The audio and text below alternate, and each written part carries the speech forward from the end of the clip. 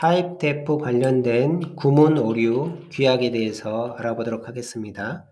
타입 대프를 사용하는 과정에서 다양한 형태의 구문 오류가 발생을 하는데 특히 펑션을 사용하는 과정에서 타입 대프 관련된 구문 오류가 많이 발생합니다. 그래서 C++ 스펙 문서에는 관련된 내용이 언급이 되어져 있습니다. 자, 알아보도록 하겠습니다.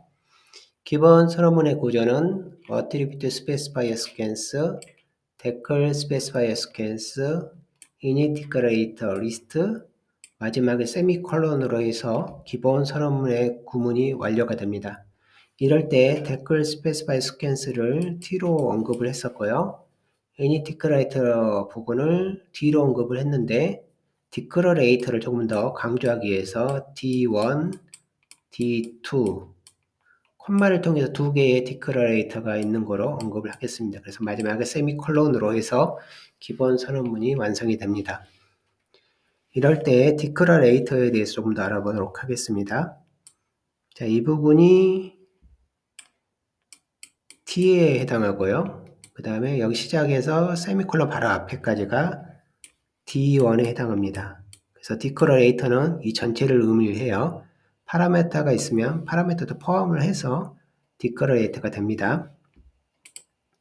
이럴 때 만들어진 이름이 있습니다. 이 이름을 Declarator ID라고 부르게 됩니다. 그 ID라는 용어에는 그 유일하다, 유일성을 보장한다 이런 의미가 있어요. F라는 이름이 유일하다 이런 의미가 갖게 돼요. 이럴 때 이 Declarator ID를 가져와서 사용을 합니다. 사용할 때 이 사용하는 과정에서 이 이름을 뭐라고 부르냐면 typedef name이라고 부릅니다. 즉 F라는 이름이 typedef 선언으로 만들어진 이름인데 그 이름을 사용한다 이런 의미예요. 그래서 typedef name이라는 용어하고 typedef specifier라는 용어는 문장상에서 달라집니다. typedef specifier는 typedef라는 구문이 실제 등장하는 것을 의미하고 typedef name은 그렇게 만들어진 이름만 사용하는 구문을 의미하게 됩니다. 두 개를 구분을 해야 됩니다. 자, 이럴 때 관련된 설명을 해보도록 하겠습니다. 일단 typedef가 실제 키워드로 등장하는 문장을 언급하면서 이러이러한 곳에는 사용할 수 없다라고 언급을 하고 있어요.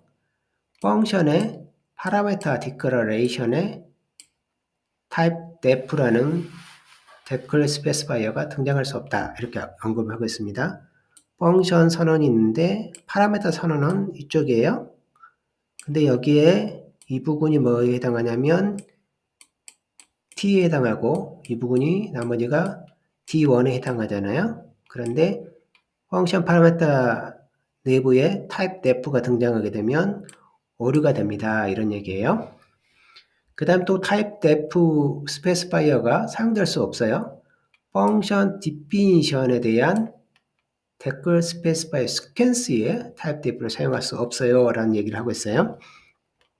일단 typedef를 사용한다는 뜻은 그 사용되는 구문이 기본 서론문의 구조를 따른다는 소리예요. 왜냐하면 typedef라는 이 키워드가 사용될 수 있는 유일한 위치가 기본 서론 구문 외에는 사용하는 위치가 없어요. 실제로.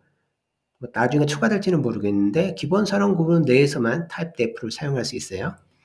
그 typedef가 이런 식으로 해서 사용이 되고 있는 거예요. 이렇게. 이 부분이 T입니다. 근데 D1을 만들려는데 이 과정에서 함수 body까지 같이 추가해 버리지. 그래서 이렇게 만드는 겁니다. 이렇게 만들어서 뭘 만든 거냐면 이 부분을 전체를 D1으로 만들겠다는 소리예요. 그 다음에 세미콜론을 딱 넣습니다. 그래서 이거 기본 서론문의 구조를 다 따릅니다 라고 생각하고 코딩을 짠 거예요. 근데 이러면 오류라는 거예요. 왜 오류냐면 typedef가 등장하는 구문 내에서는 펑션에 대한 body가 있으면 안 된다는 내용이에요. 이 부분이 있기 때문에 오류입니다. 이런 얘기예요. 다음 문장을 보도록 하겠습니다. 다음 문장도 거의 유사한 형태의 문장을 언급을 하고 있어요. typedef라는 용어를 쓰고 있어요. 근데 펑션에 대한 declaration을 언급하고 있네요. 이 부분입니다. 이 부분에 대해서 이게 전체 구문을 보면 타입 def가 등장하는데 펑션에 대한 선언이잖아요. 이 부분은 문제가 없다라고 얘기를 해요. 그런데 더 나아가서 펑션에 대한 디피니션을 사용하면 안 된다. 여기다가 펑션 바디도 쓰지 하는 순간 이 구문이 위하고 동일해지고 오류가 된다는 내용이에요. 즉 타입 def가 등장하는 문장 내에는 함수의 바디가 포함되어서는 안 됩니다. 이런 의미예요. 다음 문장을 보도록 하겠습니다. 다음 문장은 약간 다릅니다. 일단 type def name이 등장을 하고 있어요. 그래서 여기서 보면 이렇게 있을 때 요 이름을 가져다가 쓰는 구문들이라는 소리예요. 그런데 function definition 말을 또 쓰고 있네요. 이걸 가지고 function definition을 한다고 얘기를 하는 거예요. 예를 들어서 이렇게 일반적으로 만들고 실제 함수는 별도로 이렇게 만들어 주거든요. 왜냐하면 이 구문이 이러한 함수가 있다라는 걸 알려주는 선언에 해당하는 거거든요. 그리고 이거는 redeclaration에 해당하고, 그래서 이 문장을 보다가 그러면 아예 이렇게 해서 이 부분만 아예 처음부터 넣지 하고 딱 바디를 딱 넣는 순간 오류가 된다는 소리예요. 여기서 중요한 전제가 있습니다. 어떤 전제가 있냐면 이 type def name을 사용하는 이 대상이 이 f가 함수를 의미하고 있어야 된다는 거예요. 함수를 의미하고 있지 않으면 상관이 없어요. 함수 디피니션에 대해서, 즉 f가 함수를 의미하는 type def name이고 사용하는 과정에서 이름이 등장하면서 같이 function body가 등장하게 되면 오류라는 의미예요. 예를 들어서 다음과 같은 경우를 한번 생각을 해보도록 하겠습니다. 파라메터입니다. 여기도 파라메터가 있고요. 근데 이 파라메터는 type def가 있어서 오류라고 했어요. 근데 여기는 일단 문제가 없어요. 왜 문제가 없는지 봤더니 일단 이 부분이 보니까 함수가 아니에요. 그래서 함수가 아니라서 문제가 없는가 보다라고 생각을 일단 하는 거예요. 근데 만약에 함수면 어떻게 됩니까? 이런 이제 질문을 던질 수가 있어요. 그래서 여기도 보면 세 종류의 선언을 해놨어요. type def name. 하나는 함수고요. 하나는 함수에 대한 reference고요. 하나는 함수에 대한 포인터예요. 이 부분이 이쪽으로 들어오면 어떻게 될까요? 이제 이런 내용이에요. 그래서 관련된 스펙 문서를 보니까 파라미터에 대한 언급을 하면서 파라미터 타입으로 array 타입이 오거나 펑션 타입이 오면 컴파일러가 조정해서 포인터 타입으로 바꿔버린다. 즉 여기에 fn이 들어오면 컴파일러는 내부적으로 여기다가 포인터를 붙여서 자동적으로 변경한다. 즉 오리로 보지 않고 조정을 해버린다라는 내용이에요. 그래서 들어오면 요 구문하고 이 fn에 대한 포인터가 들어오니까 여기 있는 맨 처음에 있는 게 들어온 거와 동일해지는 거예요. 레퍼런스도 들어왔을 때 문제가 없습니다. 그대로 레퍼런스 들어올 수가 있어요. 즉 펑션 타입에 대한 거지 펑션 레퍼런스라든지 펑션 포인터에 대한 내용은 아니거든요. 그래서 다 올 수 있는데 펑션에 대한 타입이 왔을 때만 포인터 타입으로 조정을 해준다라는 내용이에요. 그 다음에는 리턴 타입으로 한번 가보도록 하겠습니다. 리턴 타입에 일단 이렇게 사용하는 구문이 있어요. 여기는 일단 문제가 없어요. 모양으로 보면 굉장히 이 9번째 라인에 있는 문장하고 되게 유사해요. 잘 보시면 굉장히 유사합니다. 구문이. 언뜻 보면 비슷해 보여요. 잘 보시면. 그런데 이 타입, 리턴 타입이 보니까 그냥 일반 타입이에요. 그래서 그래서 문제가 없나 보다 라고 생각하고 그 다음에 이제 함수 타입을 하나씩 집어넣었을 때 어떻게 될까 해서 관련된 내용을 찾아보면 다음과 같은 내용이 언급되어져 있습니다. 리턴 타입에 대한 언급이에요. 일단 이러이러한 타입들만 된대요. 일단 void 타입이 된다라고 언급하고 있고요. reference 타입 된다라고 언급이 되어 있어요. 그래서 펑션에 대한 reference 써도 된다 이런 의미예요. non-array, array 타입이 아니면 된다라는 내용이에요. 근데 non-array이면서 오브젝트 타입만 된다라고 언급을 하고 있거든요. 오브젝트 타입에는 포인터나 레퍼런스나 이런 거 들어가는데 펑션 타입은 제외되어 있어요. 여기는 보이드도 제외되어져 있는데 여기 별도로 보이드를 언급했으니까 오브젝트 선언에는 펑션하고 보이드 타입을 제외한 나머지가 오브젝트 타입이 돼요.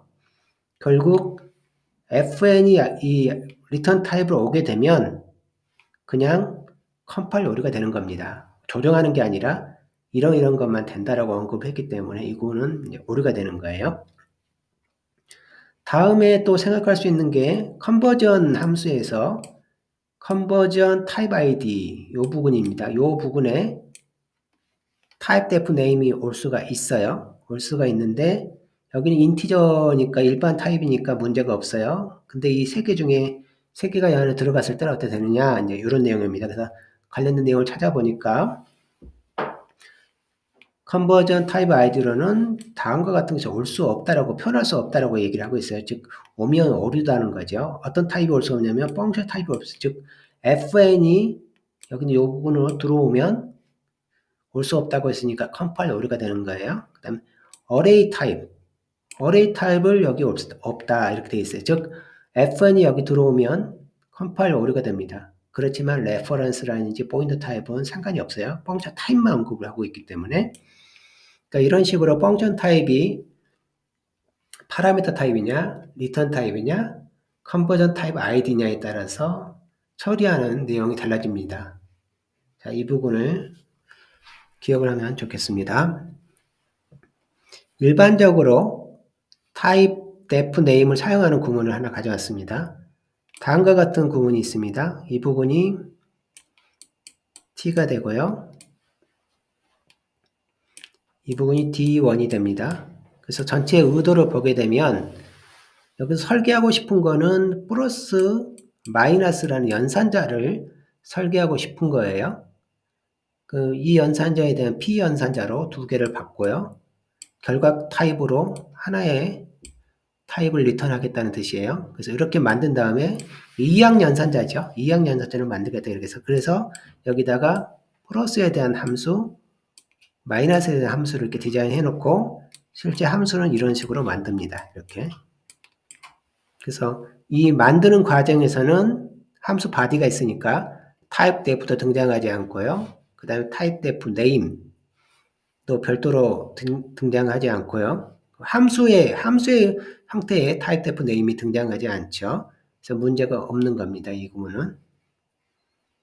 이런 식으로 일반적으로 사용을 합니다. 다음 내용을 알아보도록 하겠습니다. type def라는 말을 언급을 하고 있고요. 그럼 declarator가 없다라고 언급을 하고 있습니다. 우리가 기본 서론문에서 t가 있고 d1, d2, 그 다음에 세미콜론으로 끝나는데 이 부분은 여기에 속한다고 했으니까 근데 declarator가 없습니다. 이 뒤에가 없다는 그럼 다 오류라는 거예요. 다음 문장이 그렇습니다. 이 부분이 이렇게 해서 여기까지 세미콜론 바로 앞에까지가 t가 됩니다. 왜냐하면 이 부분이 클래스 스페시파이어에 속하거든요. type def 다음에 defining type specifier가 올 수가 있잖아요. 이게 딱 온 겁니다. 그래서 문제가 없는 거예요. 그 다음 인원 스페시파이어도 여기에 속하니까 이것도 문제가 없고 유니온도 그렇습니다. 이렇게 우리가 그 스펙 문서에서 클래스 네임, 인원 네임, 타입 def 네임 하게 되면 이미 선언된 정의로부터 그 이름만 쭉 뽑아와서 사용하는 구문을 말하잖아요. 그래서 요 세 구문은 이 세 경우에 대해서는 여기를 다 곧바로 사용한 겁니다. 이 아래를 사용하고 있는 것이 아니고 그래서 이런 경우는 declarator가 없으니까 모두 오류로 판단하게 됩니다. 다음은 type def name을 언급을 하고 있습니다. type def name이 뭐 이런 것에 사용이 되면 오류라는 겁니다. 예를 들어 보게 되면 elaborated type specifier의